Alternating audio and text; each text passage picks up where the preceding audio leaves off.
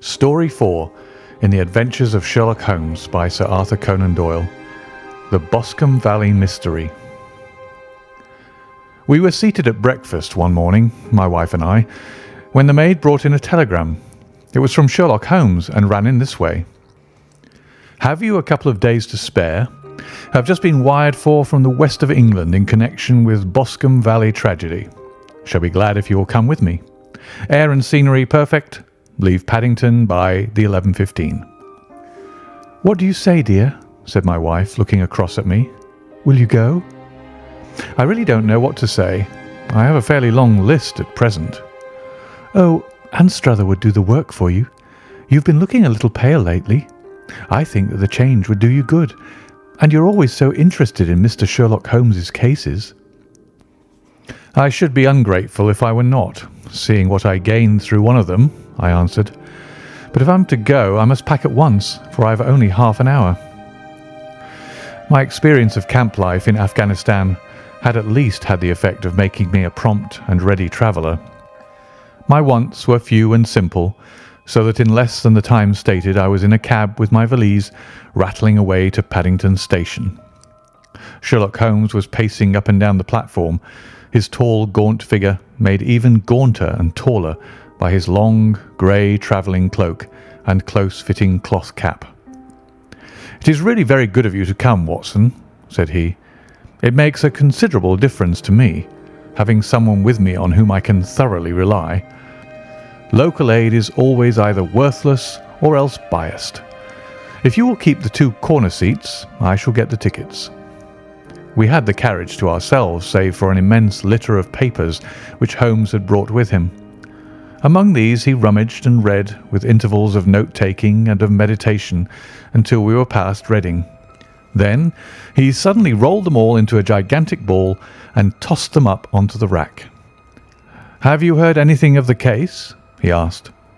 "Not a word. I have not seen a paper for some days. The London press has not had very full accounts. I've just been looking through all the recent papers in order to master the particulars. It seems, from what I gather, to be one of those simple cases which are so extremely difficult." That sounds a little paradoxical, but it is profoundly true. Singularity is almost invariably a clue. The more featureless and commonplace a crime is, the more difficult it is to bring it home. In this case, however, they have established a very serious case against the son of the murdered man. It is a murder, then? Well, it is conjectured to be so. I shall take nothing for granted until I have the opportunity of looking personally into it. I will explain the state of things to you, as far as I have been able to understand it, in a very few words. Boscombe Valley is a country district not very far from Ross in Herefordshire. The largest landed proprietor in that part is a Mr. John Turner, who made his money in Australia and returned some years ago to the old country. One of the farms which he held, that of Hatherley, was let to Mr. Charles McCarthy, who was also an ex-Australian. The men had known each other in the colonies, so that it was not unnatural that when they came to settle down, they should do so as near each other as possible. Turner was apparently the richer man, so McCarthy became his tenant, but still remained, it seems, upon terms of perfect equality, as they were frequently together. McCarthy had one son, a lad of 18, and Turner had an only daughter of the same age, but neither of them had wives living. They appear to have avoided the society of the neighbouring English families, and to have led retired lives, though both the McCarthys were fond of sport and were frequently seen at the race meetings of the neighbourhood. McCarthy kept 2 servants, a man and a girl. Turner had a considerable household, some half-dozen at the least. That is as much as I have been able to gather about the families. Now for the facts. On June 3rd, that is, on Monday last, McCarthy left his house at Hatherley about 3 in the afternoon and walked down to the Boscombe Pool, which is a small lake formed by the spreading out of the stream which runs down the Boscombe Valley. He had been out with his serving man in the morning at Ross, and he had told the man that he must hurry, as he had an appointment of importance to keep at 3. From that appointment he never came back alive. From Hatherley Farmhouse to the Boscombe Pool is a quarter of a mile, and 2 people saw him as he passed over this ground. One was an old woman whose name is not mentioned, and the other was William Crowder, a gamekeeper in the employ of Mr. Turner. Both these witnesses deposed that Mr. McCarthy was walking alone. The gamekeeper adds that within a few minutes of his seeing Mr. McCarthy pass, he had seen his son, Mr. James McCarthy, going the same way, with a gun under his arm. To the best of his belief, the father was actually in sight at the time, and the son was following him. He thought no more of the matter until he heard in the evening of the tragedy that had occurred. The 2 McCarthys were seen after the time when Michael Crowder, the gamekeeper, lost sight of them. The Boscombe Pool is thickly wooded round with just a fringe of grass and of reeds round the edge. A girl of 14, Patience Moran, who is the daughter of the lodge-keeper of the Boscombe Valley estate, was in one of the woods picking flowers. She states that while she was there she saw, at the border of the wood and close by the lake, Mr. McCarthy and his son, and that they appeared to be having a violent quarrel. She heard Mr. McCarthy the elder using very strong language to his son, and she saw the latter raise up his hand as if to strike his father. She was so frightened by their violence that she ran away and told her mother when she reached home that she had left the 2 McCarthys quarrelling near Boscombe Pool, and that she was afraid that they were going to fight. She had hardly said the words when young Mr. McCarthy came running up to the lodge to say that he had found his father dead in the wood, and to ask for the help of the lodge-keeper. He was much excited, without either his gun or his hat, and his right hand and sleeve were observed to be stained with fresh blood. On following him, they found the dead body stretched out upon the grass beside the pool. The head had been beaten in by repeated blows of some heavy and blunt weapon. The injuries were such as might very well have been inflicted by the butt end of his son's gun, which was found lying on the grass within a few paces of the body. Under these circumstances, the young man was instantly arrested, and a verdict of wilful murder having been returned at the inquest on Tuesday, he was on Wednesday brought before the magistrates at Ross, who have referred the case to the next assizes. Those are the main facts of the case as they came out before the coroner and the police court. "I could hardly imagine a more damning case," I remarked. "If ever circumstantial evidence pointed to a criminal, it does so here." "Circumstantial evidence is a very tricky thing," answered Holmes thoughtfully. "It may seem to point very straight to one thing, but if you shift your own point of view a little, you may find it pointing in an equally uncompromising manner to something entirely different. It must be confessed, however, that the case looks exceedingly grave against the young man, and it is very possible that he is indeed the culprit. There are several people in the neighbourhood, however, and among them Miss Turner, the daughter of the neighbouring landowner, who believe in his innocence, and who have retained Lestrade, whom you may recollect in connection with the study in scarlet, to work out the case in his interest. Lestrade, being rather puzzled, has referred the case to me, and hence it is that 2 middle-aged gentlemen are flying westward at 50 miles an hour instead of quietly digesting their breakfasts at home." "I'm afraid," said I, "that the facts are so obvious that you'll find little credit to be gained out of this case." "There is nothing more deceptive than an obvious fact," he answered, laughing. "Besides, we may chance to hit upon some other obvious facts which may have been by no means obvious to Mr. Lestrade. You know me too well to think that I am boasting when I say that I shall either confirm or destroy his theory by means which he is quite incapable of employing, or even of understanding. To take the first example to hand, I very clearly perceive that in your bedroom the window is upon the right-hand side, and yet I question whether Mr. Lestrade would have noted even so self-evident a thing as that. How on earth? My dear fellow, I know you well. I know the military neatness which characterises you. You shave every morning, and in this season you shave by the sunlight. But since your shaving is less and less complete as we go farther back on the left side, until it becomes positively slovenly as we get around the angle of the jaw, it is surely very clear that that side is less illuminated than the other. I could not imagine a man of your habits looking at himself in an equal light and being satisfied with such a result. I only quote this as a trivial example of observation and inference. Therein lies my métier, and it is just possible that it may be of some service in the investigation which lies before us.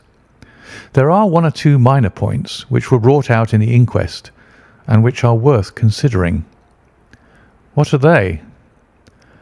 It appears that his arrest did not take place at once, but after the return to Hatherley Farm. On the Inspector of Constabulary informing him that he was a prisoner, he remarked that he was not surprised to hear it, and that it was no more than his deserts. This observation of his had the natural effect of removing any traces of doubt which might have remained in the minds of the coroner's jury. "It was a confession," I ejaculated. "No, for it was followed by a protestation of innocence." Coming on top of such a damning series of events, it was at least a most suspicious remark.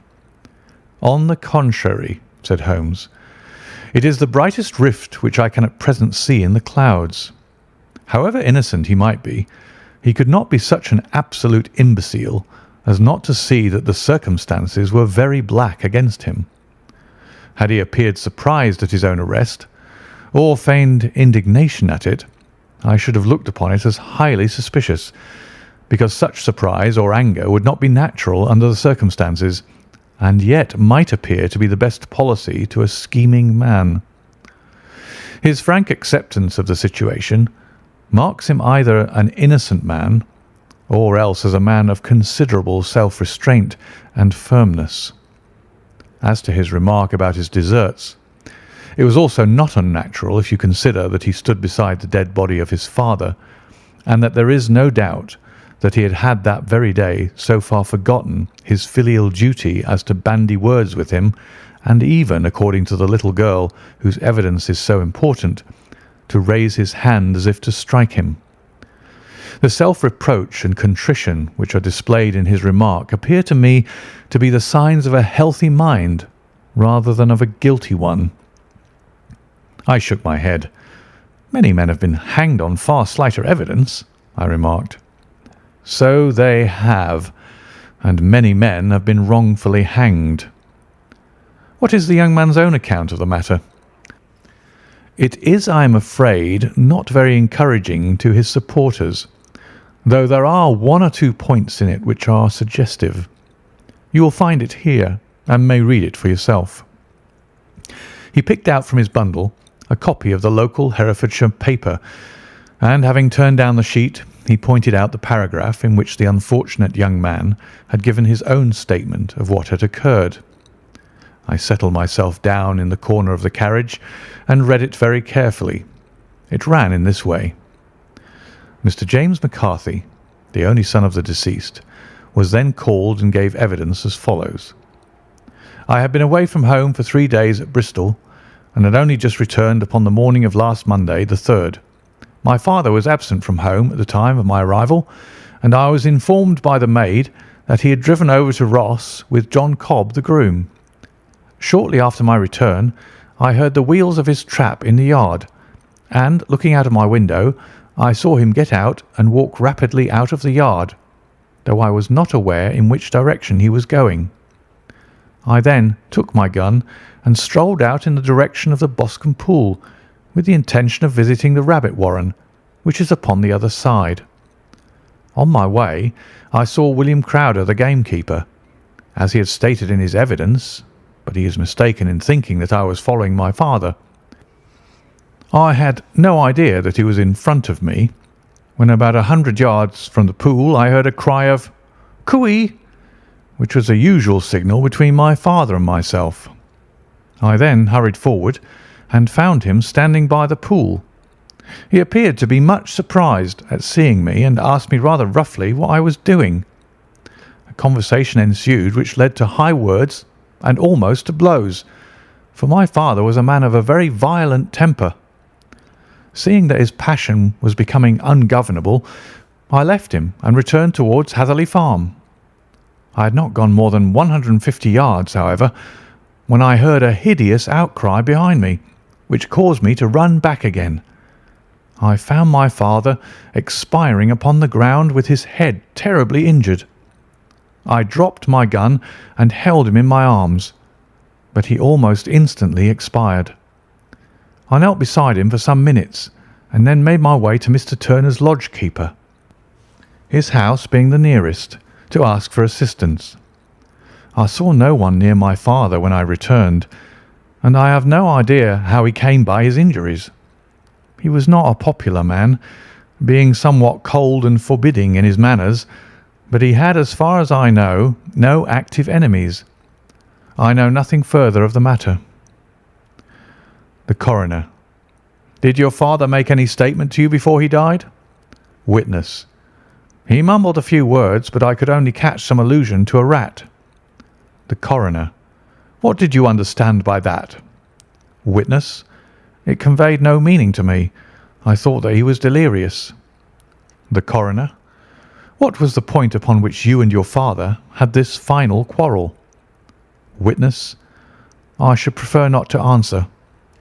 The Coroner: I am afraid that I must press it.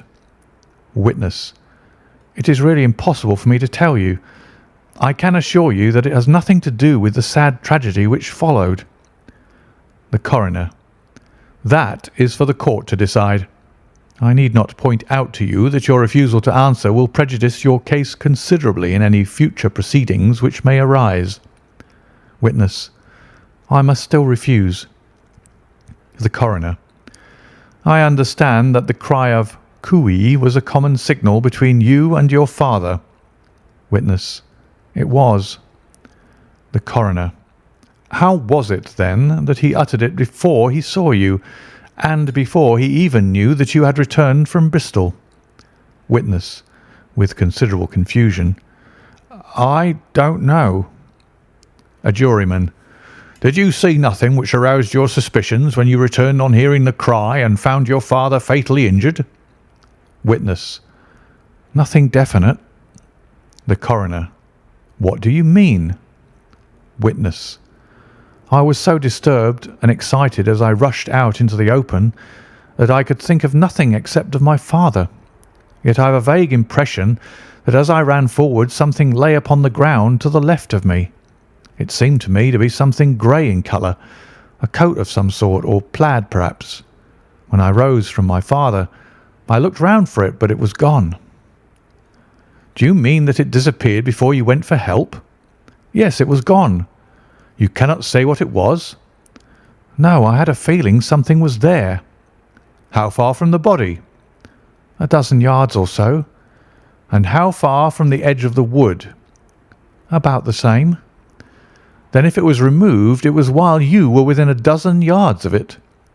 Yes, but with my back towards it. This concluded the examination of the witness. I see, said I as I glanced down the column. The coroner in his concluding remarks was rather severe upon young McCarthy. He calls attention, and with reason, to the discrepancy about his father having signalled to him before seeing him, also to his refusal to give details of his conversation with his father, and his singular account of his father's dying words. They are all, as he remarks, very much against the son. Holmes laughed softly to himself and stretched himself out upon the cushioned seat. "Both you and the coroner have been at some pains," said he, "to single out the very strongest points in the young man's favour. Don't you see that you alternately give him credit for having too much imagination and too little? Too little if he could not invent a cause of quarrel which would give him the sympathy of the jury. Too much if he evolved from his own inner consciousness anything so outré as a dying reference to a rat and the incident of the vanishing cloth. No, sir, I shall approach this case from the point of view that what this young man says is true, and we shall see whither that hypothesis will lead us. And now, here is my pocket Petrarch, and not another word shall I say of this case until we are on the scene of action. We lunch at Swindon, and I see that we shall be there in 20 minutes. It was nearly 4 o'clock when we at last, having passed through the beautiful Stroud Valley and over the broad gleaming Severn, found ourselves at the pretty little country town of Ross. A lean, ferret-like man, furtive and sly-looking, was waiting for us upon the platform. In spite of the light brown dust coat and leather leggings which he wore in deference to his rustic surroundings, I had no difficulty in recognising Lestrade of Scotland Yard. With him we drove to the Hereford Arms, where a room had already been engaged for us. "I have ordered a carriage," said Lestrade as we sat over a cup of tea. "I knew your energetic nature, and that you would not be happy until you had been on the scene of the crime." "It was very nice and complimentary of you," Holmes answered. "It is entirely a question of barometric pressure." Lestrade looked startled. "I do not quite follow," he said. "How is the glass?" 29, I see. No wind, and not a cloud in the sky. I have a case full of cigarettes here which need smoking, and the sofa is very much superior to the usual country hotel abomination. I do not think that it is probable that I shall use the carriage tonight." Lestrade laughed indulgently. "You have no doubt already formed your conclusions from the newspapers," he said. "The case is as plain as a pikestaff, and the more one goes into it, the plainer it becomes. Still, of course, one can't refuse a lady, and such a very positive one. She has heard of you, and what of your opinion, though I repeatedly told her that there was nothing which you could do which I had not already done. Why, bless my soul, here is her carriage at the door." He had hardly spoken before there rushed into the room one of the most lovely young women that I have ever seen in my life. Her violet eyes shining, her lips parted, a pink flush upon her cheeks, all thought of her natural reserve lost in her overpowering excitement and concern. "Oh, Mr. Sherlock Holmes!" she cried, glancing from one to the other of us, and finally, with a woman's quick intuition, fastening upon my companion. "I am so glad that you have come. I have driven down to tell you so. I know that James didn't do it. I know it. And I want you to start upon your work knowing it too. Never let yourself doubt upon that point. We have known each other since we were little children, and I know his faults as no one else does, but he is too tender-hearted to hurt a fly. Such a charge is absurd to anyone who really knows him." "I hope we may clear him, Miss Turner," said Sherlock Holmes. "You may rely upon my doing all that I can." "But you have read the evidence. You have formed some conclusions. Do you not see some loophole, some flaw? Do you not yourself think that he is innocent?" "I think that is very probable." "There now!" she cried, throwing back her head and looking defiantly at Lestrade. "You hear? He gives me hopes." Lestrade shrugged his shoulders. "I am afraid that my colleague has been a little quick in forming his conclusions," he said. "But he is right. Oh, I know that he is right. James never did it. And about his quarrel with his father, I am sure that the reason why he would not speak about it to the coroner was because I was concerned in it." "In what way?" asked Holmes. "It is no time for me to hide anything. James and his father had many disagreements about me. Mr. McCarthy was very anxious that there should be a marriage between us. James and I have always loved each other as brother and sister, but of course he is young and has seen very little of life yet, and, well, he naturally did not wish to do anything like that yet. So there were quarrels, and this, I am sure, was one of them." "And your father?" asked Holmes. "Was he in favour of such a union?" "No, he was averse to it also. No one but Mr. McCarthy was in favour of it." A quick blush passed over her fresh young face, as Holmes shot one of his keen, questioning glances at her. "Thank you for this information," said he. "May I see your father if I call tomorrow?" "I'm afraid the doctor won't allow it." "The doctor?" "Yes. Have you not heard? Poor father has never been strong for years back, but this has broken him down completely. He has taken to his bed, and Dr. Willows says that he is a wreck and that his nervous system is shattered. Mr. McCarthy was the only man alive who had known Dad in the old days in Victoria." "Ha! In Victoria. That is important." "Yes, at the mines." "Quite so. At the gold mines, where, as I understand, Mr. Turner made his money." "Yes, certainly." "Thank you, Miss Turner. You have been of material assistance to me." "You will tell me if you have any news tomorrow. No doubt you will go to the prison to see James. Oh, if you do, Mr. Holmes, do tell him that I know him to be innocent." "I will, Miss Turner." "I must go home now, for Dad is very ill, and he misses me so if I leave him. Goodbye, and God help you in your undertaking." She hurried from the room as impulsively as she had entered, and we heard the wheels of her carriage rattle off down the street. "I'm ashamed of you, Holmes," said Lestrade with dignity after a few minutes' silence. "Why should you raise up hopes which you are bound to disappoint? I am not over tender of heart, but I call it cruel." "I think that I see my way to clearing James McCarthy," said Holmes. "Have you an order to see him in prison?" "Yes, but only for you and me." "Then I shall reconsider my resolution about going out. We have still time to take a train to Hereford and see him tonight?" "Ample." "Then let us do so. Watson, I fear that you will find it very slow, but I shall only be away a couple of hours." I walked down to the station with them, and then wandered through the streets of the little town, finally returning to the hotel, where I lay upon the sofa and tried to interest myself in a yellow-backed novel.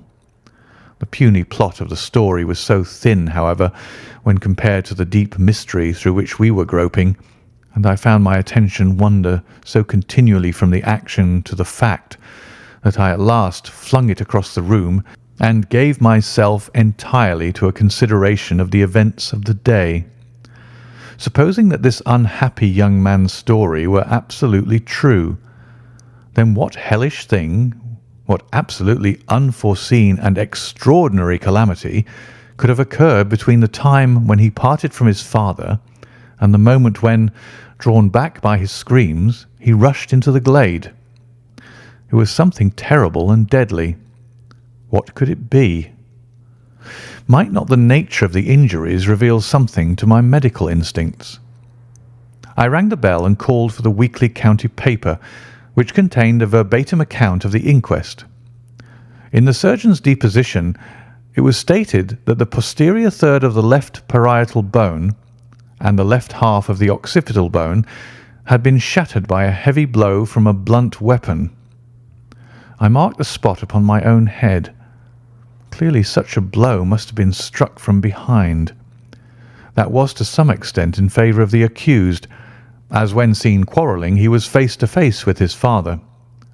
Still, it did not go for very much, for the older man might have turned his back before the blow fell.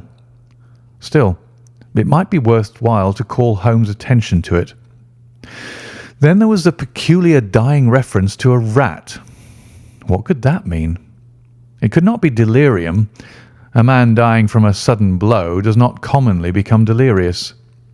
No, it was more likely to be an attempt to explain how he met his fate.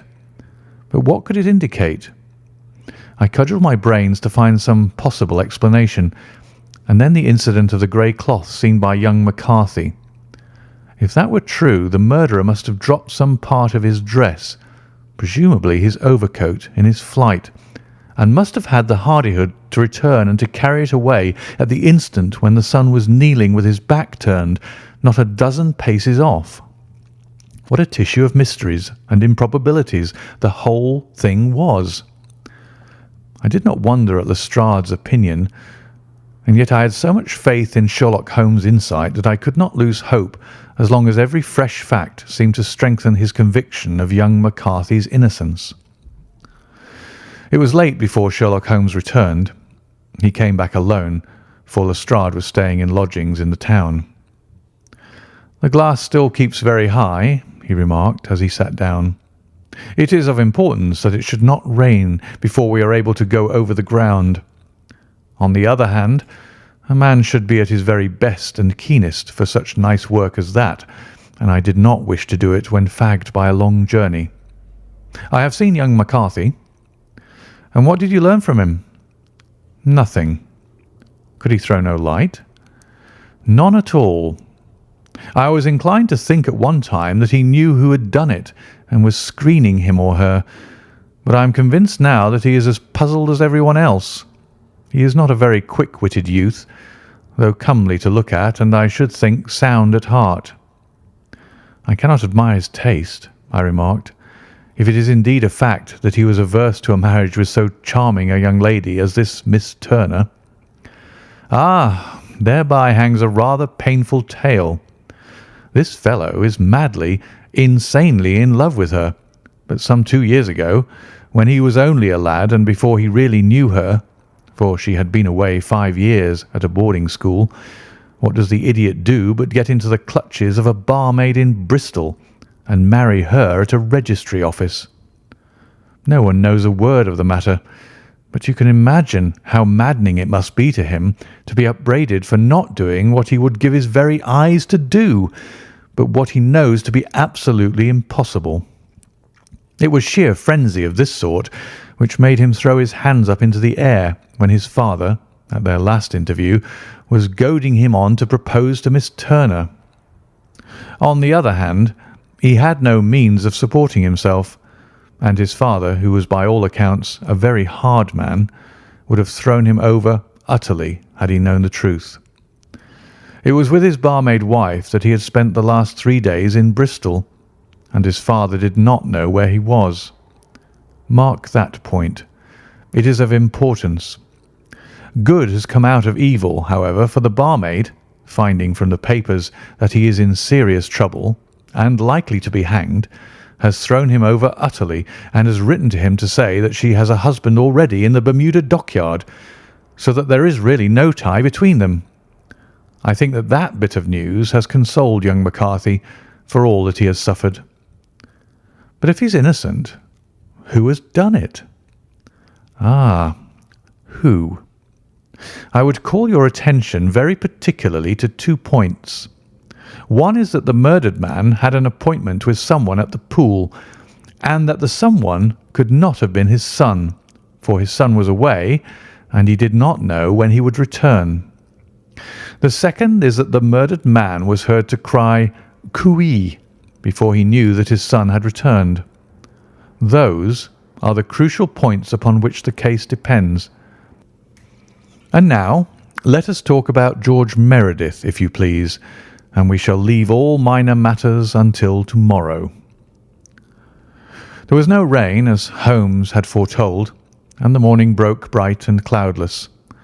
At 9 o'clock Lestrade called for us with the carriage, and we set off for Hatherley Farm and the Boscombe Pool. "There's a serious news this morning," Lestrade observed. "It is said that Mr. Turner of the Hall is so ill that his life is despaired of." "An elderly man, I presume," said Holmes. "About 60, but his constitution has been shattered by his life abroad, and he has been in failing health for some time. This business has had a very bad effect upon him. He was an old friend of McCarthy's, and, I may add, a great benefactor to him, for I have learned that he gave him Hatherley Farm rent-free." "Indeed, that is interesting," said Holmes. "Oh, yes. In 100 other ways he has helped him. Everybody about here speaks of his kindness to him." "Really? Does it not strike you as a little singular that this McCarthy, who appears to have had little of his own and to have been under such obligations to Turner, should still talk of marrying his son to Turner's daughter, who is presumably heiress to the estate, and that in such a very cocksure manner as if it were merely a case of a proposal and all else would follow. It is the more strange, since we know that Turner himself was averse to the idea. The daughter told us as much. Do you not deduce something from that?" "We have got to the deductions and the inferences," said Lestrade, winking at me. "I find it hard enough to tackle facts, Holmes, without flying away after theories and fancies." "You are right," said Holmes demurely. "You do find it very hard to tackle the facts. Anyhow, I have grasped one fact which you seem to find it difficult to get hold of," replied Lestrade with some warmth. "And that is?" "That McCarthy Senior met his death from McCarthy Junior, and that all theories to the contrary are the merest moonshine." "Well, moonshine is a brighter thing than fog," said Holmes, laughing. "But I am very much mistaken if this is not Hatherley Farm upon the left." "Yes, that is it." It was a widespread, comfortable-looking building, two-storied, slate-roofed, with great yellow blotches of lichen upon the grey walls. The drawn blinds and the smokeless chimneys, however, gave it a stricken look, as though the weight of this horror still lay heavy upon it. We called at the door, when the maid, at Holmes's request, showed us the boots which her master wore at the time of his death, and also a pair of the son's, though not the pair which he had then had. Having measured these very carefully from 7 or 8 different points, Holmes desired to be led to the courtyard, from which we all followed the winding track which led to Boscombe Pool. Sherlock Holmes was transformed when he was hot upon such a scent as this. Men who had only known the quiet thinker and logician of Baker Street would have failed to recognise him. His face flushed and darkened. His brows were drawn into 2 hard black lines, while his eyes shone out from beneath them with a steely glitter. His face was bent downward, his shoulders bowed, his lips compressed, and the veins stood out like whipcord in his long, sinewy neck. His nostrils seemed to dilate with a purely animal lust for the chase, and his mind was so absolutely concentrated upon the matter before him that a question or remark fell unheeded upon his ears, or, at the most, only provoked a quick, impatient snarl in reply. Swiftly and silently he made his way along the track which ran through the meadows, and so by way of the woods to the Boscombe Pool. It was damp, marshy ground, as is all that district, and there were marks of many feet, both upon the path and amid the short grass which bounded it on either side. Sometimes Holmes would hurry on, sometimes stop dead, and once he made quite a little detour into the meadow. Lestrade and I walked behind him, the detective indifferent and contemptuous, while I watched my friend with the interest which sprang from the conviction that every one of his actions was directed towards a definite end. The Boscombe Pool, which is a little reed-girt sheet of water some 50 yards across, is situated at the boundary between the Hatherley Farm and the private park of the wealthy Mr. Turner. Above the woods which lined it upon the farther side, we could see the red, jutting pinnacles which marked the site of the rich landowner's dwelling. On the Hatherley side of the pool the woods grew very thick, and there was a narrow belt of sodden grass 20 paces across between the edge of the trees and the reeds which lined the lake. Lestrade showed us the exact spot at which the body had been found, and indeed so moist was the ground that I could plainly see the traces which had been left by the fall of the stricken man. To Holmes, as I could see by his eager face and peering eyes, very many other things were to be read upon the trampled grass. He ran round like a dog who is picking up a scent, and then turned upon my companion. "What did you go into the pool for?" he asked. "I fished about with a rake. I thought there might be some weapon or other trace. But how on earth—" "Oh, tut, tut! I have no time. That left foot of yours with its inward twist is all over the place. A mole could trace it, and there it vanishes among the reeds. Oh, how simple it would all have been had I been here before they came like a herd of buffalo and wallowed all over it. Here is where the party with the lodge-keeper came, and they have covered all tracks for 6 or 8 feet round the body. but here are 3 separate tracks of the same feet." He drew out a lens and lay down upon his waterproof to have a better view, talking all the time, rather to himself than to us. "These are young McCarthy's feet. Twice he was walking, and once he ran swiftly, so that the soles are deeply marked and the heels hardly visible. That bears out his story. He ran when he saw his father on the ground.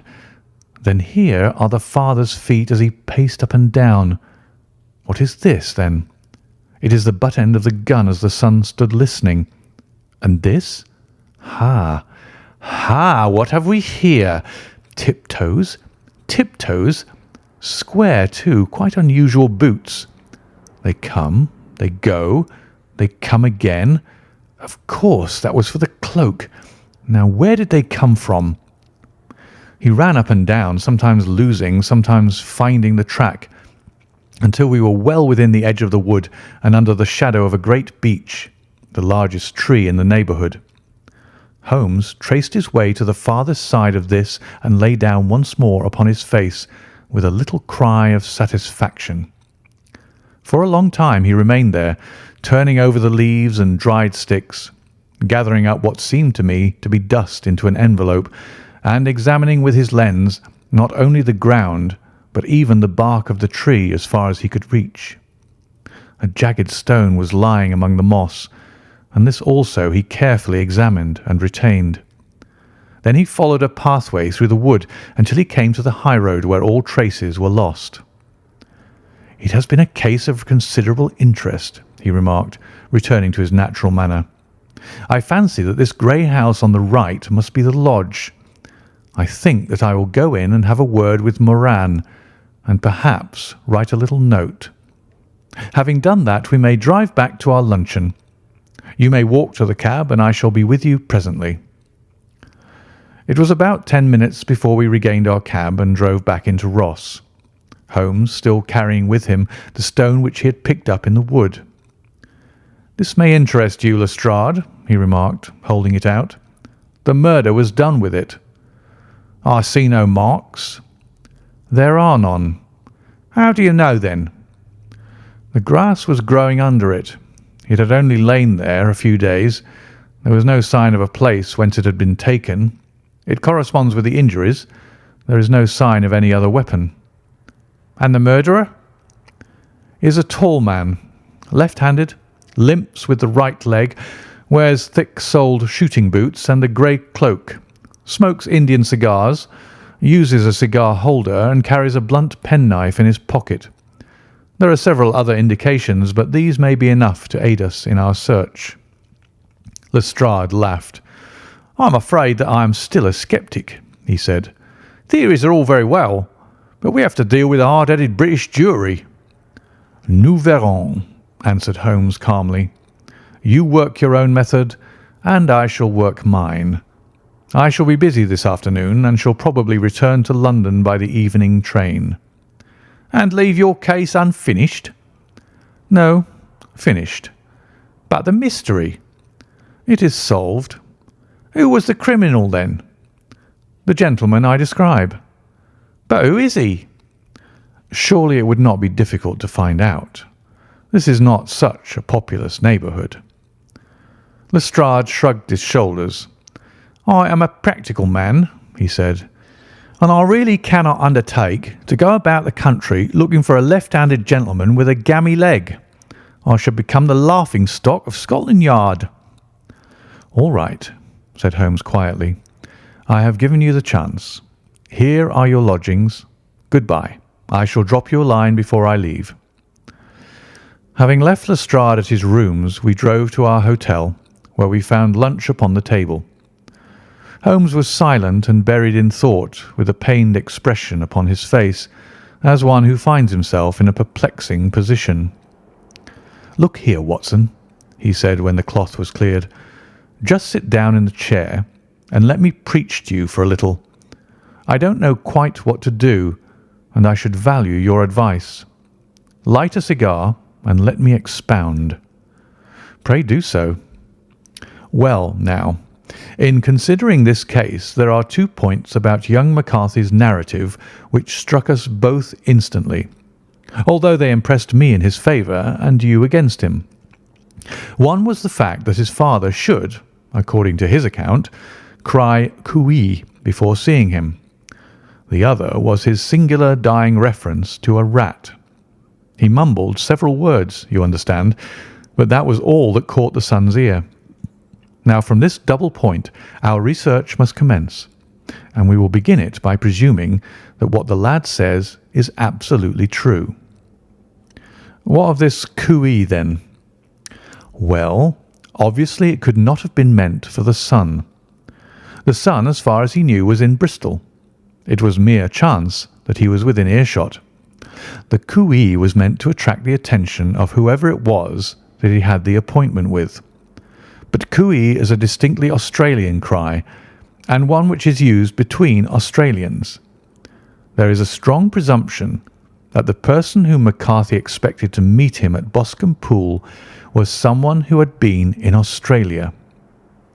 What of the rat, then? Sherlock Holmes took a folded paper from his pocket and flattened it out on the table. "This is a map of the colony of Victoria," he said. "I wired to Bristol for it last night." He put his hand over part of the map. "What do you read?" "ARAT," I read. "And now?" He raised his hand. "Ballarat." "Quite so.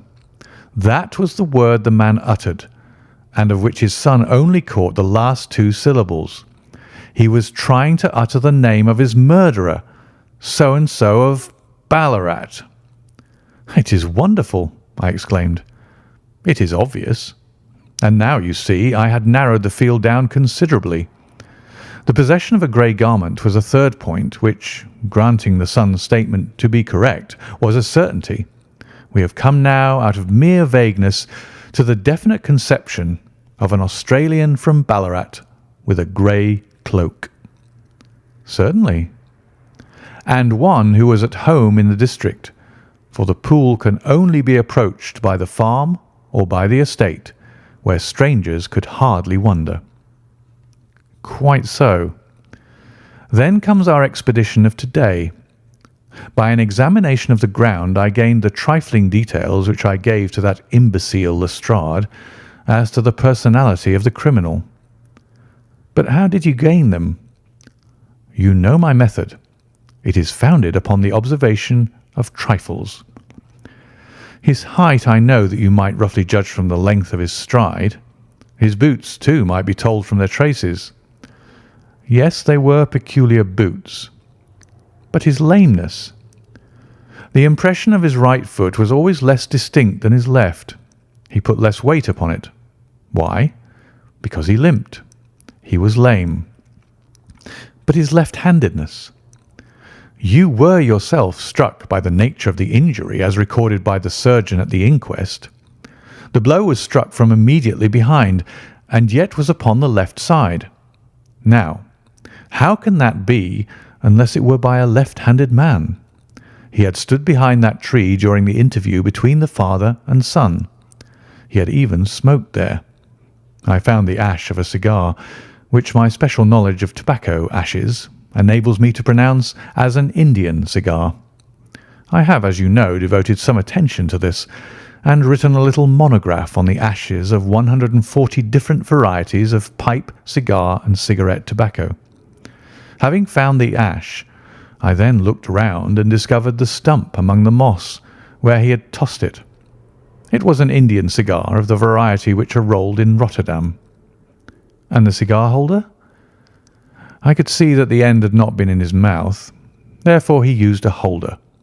The tip had been cut off, not bitten off, but the cut was not a clean one, so I deduced a blunt penknife."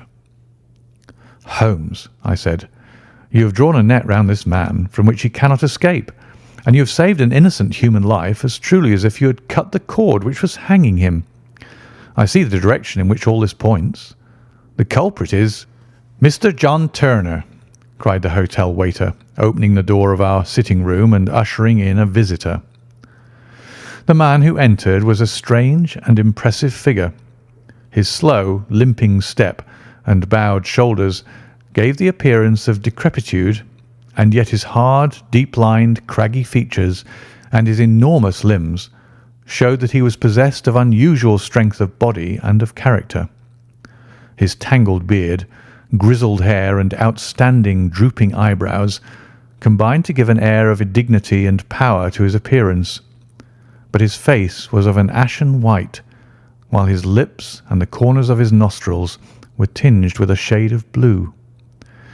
It was clear to me at a glance that he was in the grip of some deadly and chronic disease.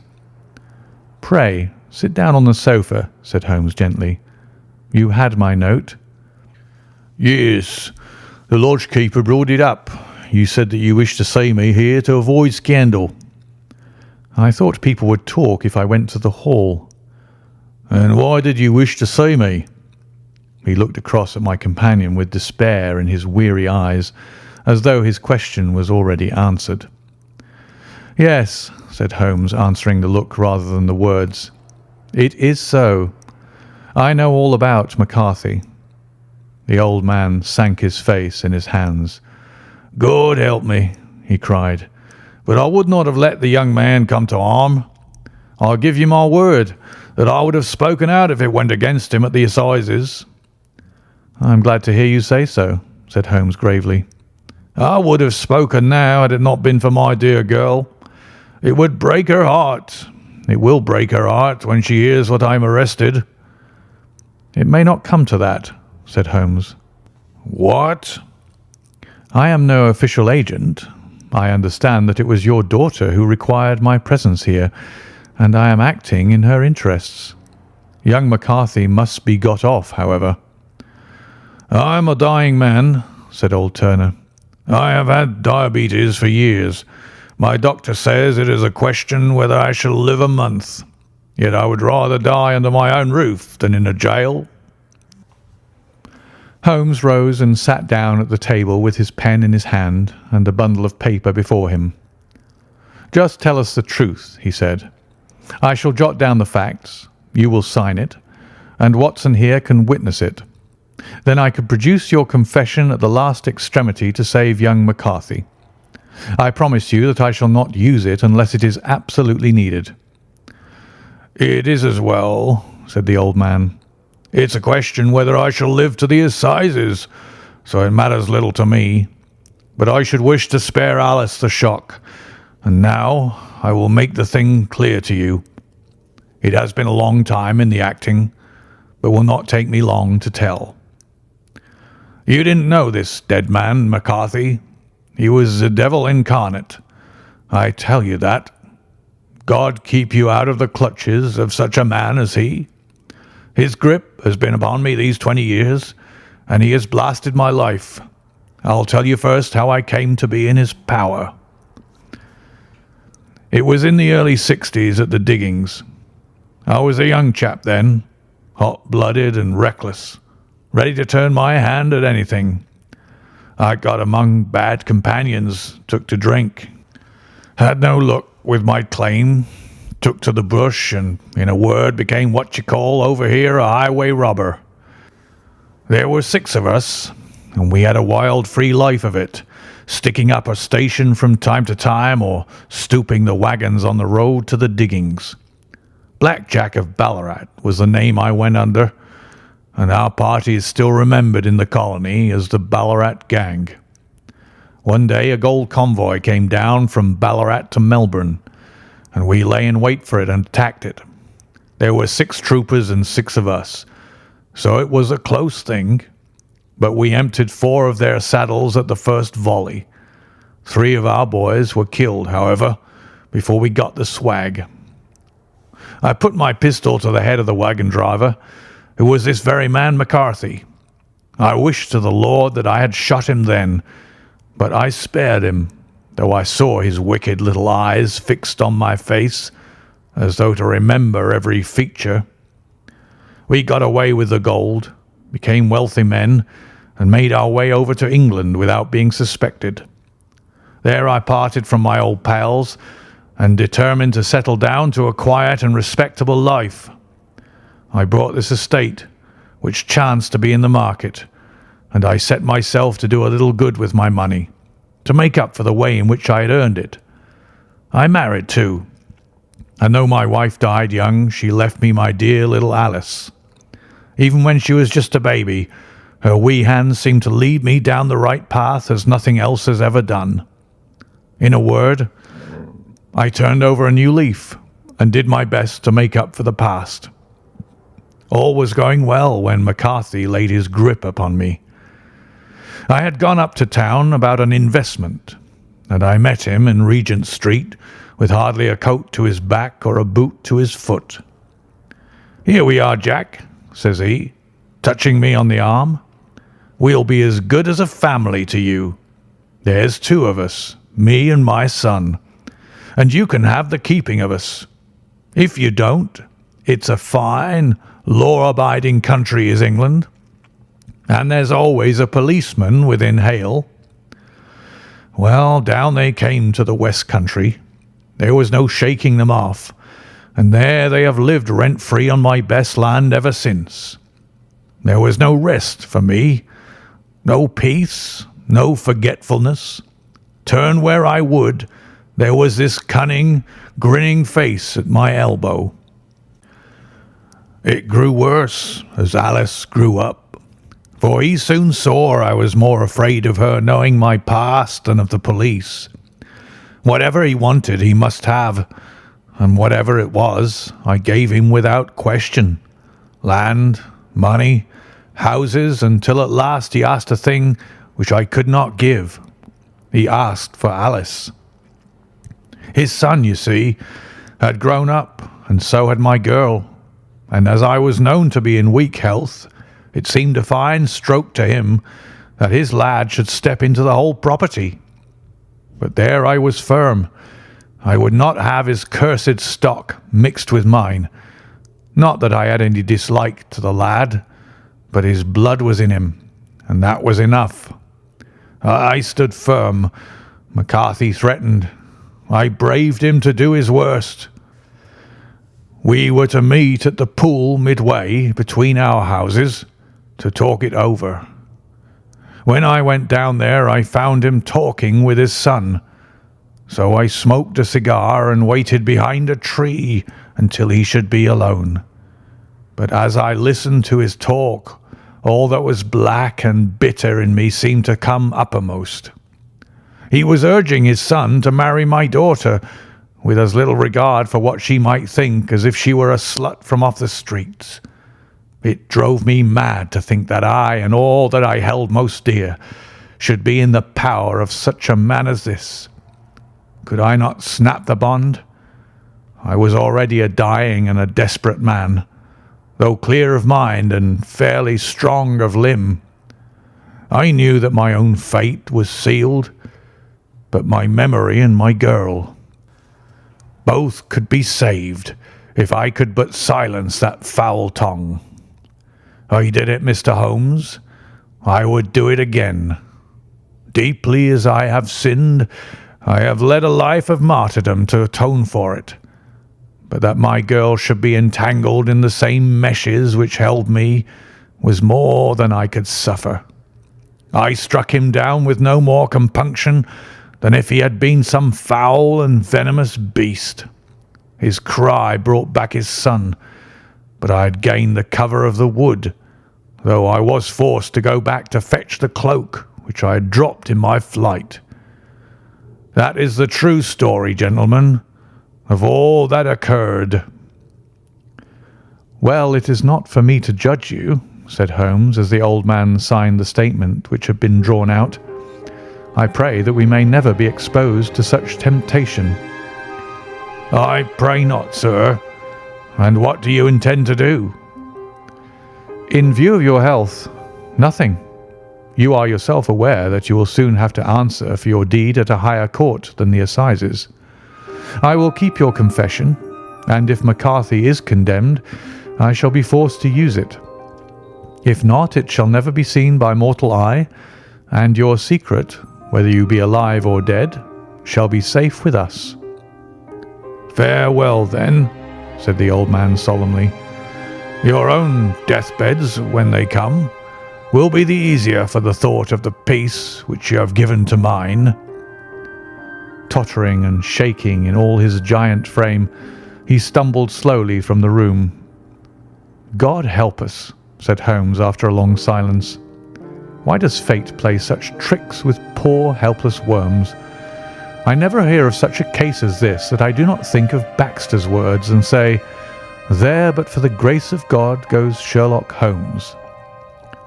James McCarthy was acquitted at the assizes on the strength of a number of objections which had been drawn out by Holmes and submitted to the defending counsel. Old Turner lived for 7 months after our interview, but he is now dead, and there is every prospect that the son and daughter may come to live happily together in ignorance of the black cloud which rests upon their past.